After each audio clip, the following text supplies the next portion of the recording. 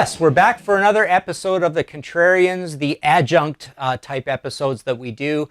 In these episodes, we just react to the comments that have been made on the main episode. And this week, what we're going to look at is Thin Lizzy's Renegade. We did an episode on Renegade, which we have right here. Here's my copy of Renegade, signed by Scott and Brian. Here's my two Thin Lizzy books. These are available right now at my site, martinpopoff.com. Basically, the entire Thin Lizzy story over two books. First one covers 69 to 76. Second one covers 77 to 83, and actually the unfortunate death of Phil Lynott as well. So yeah, to get into it, Sean Kelly, he's actually a buddy of mine, great guitarist in a lot of cool bands. He writes really great points, Martin. I'll listen to this tonight with fresh perspective in mind. That's what we like to have on the Contrarians, is people go back and play these albums that are the ones that are not the obvious choices, and hopefully fall in love with them all over again or for the first time.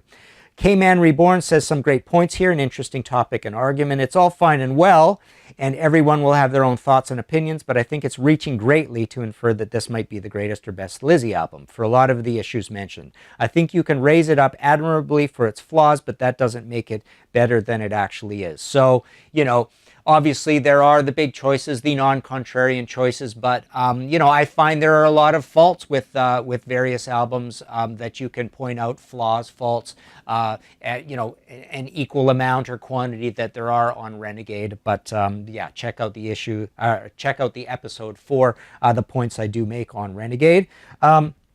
Peter Amstrup writes, thanks for discussing some cool and often ignored classic rock albums. I happen to really like B.O.C. Mirrors and Rainbows Down to Earth.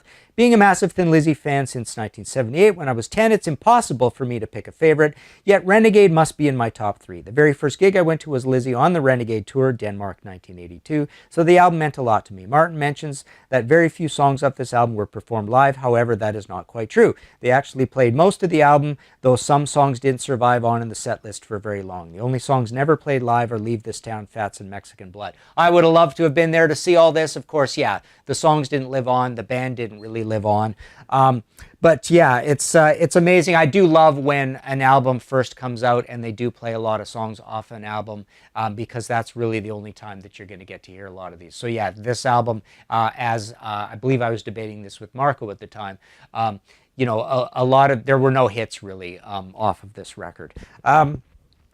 Vincent Leroy writes, Renegade is my second favorite Lizzy album of all time behind the debut. Martin was definitely correct in all his points, and I really wished he got more recognition. So it's good to see some support. We've got a top 2 and a top 3 here. But, you know, Renegade is really a forgotten album when people do have the Thin Lizzy discussion. I mean, it's usually all about... Jailbreak, of course, was their biggest record, their only gold record. People like Johnny the Fox. I personally really liked Bad Reputation.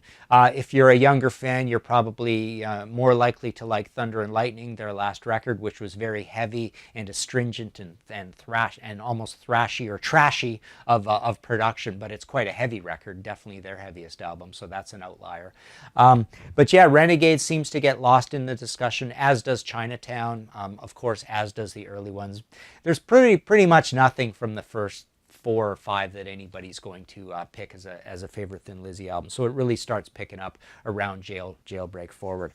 Christopher Anderson writes, agreed. I think the emotion on this album and in Lynott's voice, I always call it Lynott, but voice on songs like It's Getting Dangerous gives it a heavy feeling. This album really hit me when I discovered it. Yeah, it's a very emotional album. Phil, you can tell he's struggling. He's got a deep resonance in his voice. There's deep resonance in the production. There's a lot of introspection in the lyrics. The melodies are really sort of like emotional and tugging at the heartstrings. So yeah, for all those reasons, I really, you know, when it comes down to it, I pick Renegade as my favorite Lizzy album. So that's it for this adjunct episode of The Contrarians. Don't forget to subscribe. Come back. We've always got, we're going to be doing this regularly, talking about the comments on the albums, and we are regularly making new episodes on the albums per se as well. So thanks again, and we shall see you next time.